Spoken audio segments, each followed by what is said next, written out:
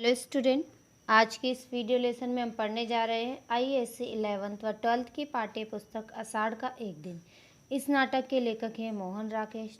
Student, हमने पहली video lesson में अंक 1 का थोड़ा भाग पढ़ा था। आज हम इस अंक का थोड़ा और भाग पढ़ते हैं, तो आइए पढ़ना शुरू करते हैं। मातुल, हो घर में ही हो।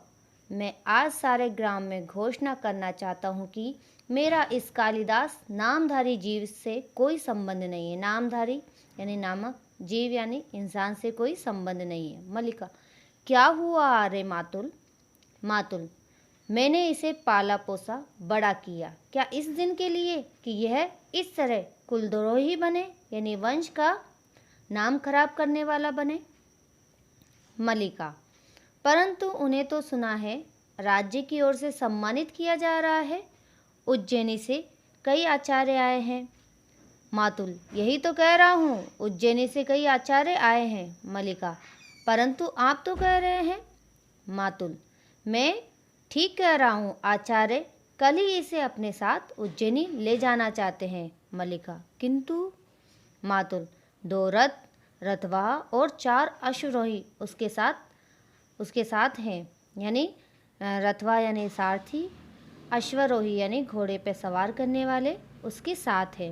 मैं तुमसे नहीं कहता हूँ अंबिका कि हमारे प्रपितामह यानी परदादा के एक दोहित्र यानी नाती का पुत्र गुप्त राज्य की ओर से शकों से युद्ध कर चुका है। अंबिका कहती है, तुम अपने भागीने की बात कर रहे हो, अर्थात भांजे की बात कर रहे हो, यानी मना करके वह उनसे युद्ध करने के लिए ललकार रहा है, ये कहना चाहता है मातुल। अब मातुल कहता है, मैं उसी की बात कर रहा हूँ। उसी किसकी? कालिदास की।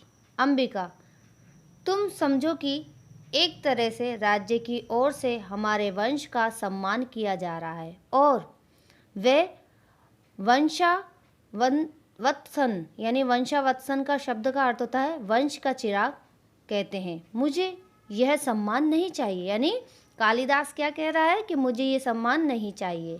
मल्लिका सहसा उठकर खड़ी हो जाती है।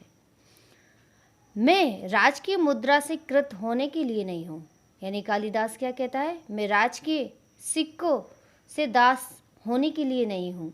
उत्तेजना से एक कोने से दूसरी कोने की तरफ टहलता रहता है। कौन? मातुल। मल्लिका कुछ क्षण तक विस्तृत सी ठहरी रहती है, यानी खड़ी रहती है।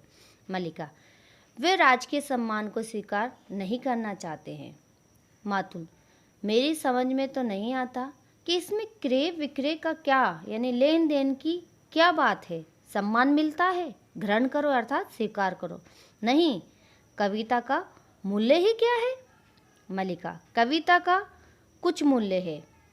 अरे मातुल, तभी तो सम्मान का भी मूल्य है।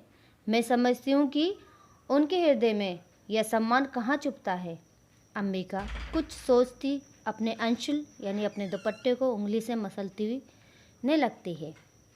अब अंबिका कहती है, मैं तुम्हें विश्वास दिलाती हूँ कि वह उज्जैनी अवश्य जाएगा, यानी कालिदास उज्जैनी अवश्य जाएगा। मातुल उसी तरह टहलता रहता है। मातुल, अवश्य जाएगा। वह लोग इसके अनुचर यानी सेवक हैं जो उसकी अभिस्तुति यानी निवेदन करके इसे ले जाएंगे। अंबिका, सम्मान प्राप्ति होने पर सम्मान के प्रति प्रकट की गई उदासीनता व्यक्ति के महत्व को बढ़ा देती है। तुम्हें प्रसन्न होना चाहिए, यानी खुश होना चाहिए कि तुम्हारा भांजा भागिने यानी भांजा लोक नीति में निष्णात है, यानी निपुण है। वह लोक नीति अच्छी तरह से जानता है, क्योंकि वह जानता है कि जितना वह मना करेगा उतना ही उसके व्यक्तित्व में बढ़ता जाएगा, यानी व्यक्ति का महत्व भी बढ़ता जाएगा। वो जानता है, वह लोक नीति को अच्छी तरह से जानता है, इसीलिए लोक नीति में वह निपुण है। मातुल सहसा रुक जाता है। मातुल, ये लोक नीति है तो मैं कहूँगा कि लोक नीति और मूर्ख नीति दोनों का एक ही अर्थ है। तो यहाँ पर स्टूडेंट अंबिका के लिए जो वो मना कर रहा है कालिदास उज्जैनी जाने के लिए, राजकवि का सम्मान प्राप्त नहीं करना चाहता, तो अंबिका का मानना है कि ये लोक नीति है। लेकिन यहाँ पर मातुल का मानना है कि ये मूर्ख नीति है। फिर ठहरने लगता है। जो व्यक्ति कुछ देता है, धन हो या सम्मान हो, वह अपना मन बदल भी सकता है, और बदला गया तो बदल गया। यानी कहना चाहते हैं मातुल यहाँ पर, जो व्यक्ति कुछ देते हैं, सम्मान देते हैं या कुछ भी, वो मन बदल भी सकते हैं, और एक बार जो मन बदल गया तो बदल गया, फिर रुक जाता है।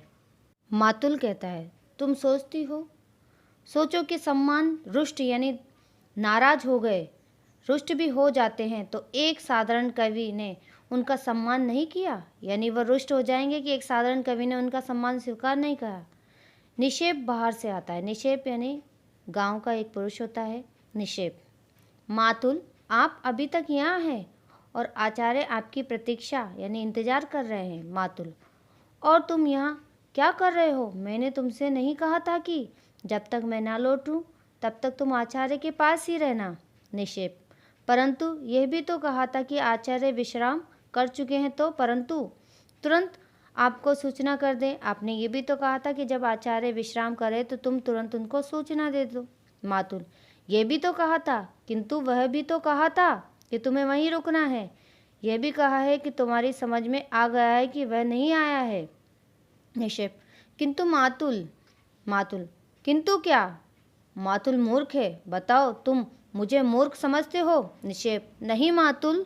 मातुल कहता है, मैं मूर्ख नहीं, तो निश्चय ही तुम मूर्ख हो। आचार्य ने, जो आचार्य थे, गुरु ने क्या कहा था? निक्षेप, उन्होंने कहा था कि वह आपके साथ इस सारे ग्राम प्रदेश में घूमना चाहते हैं।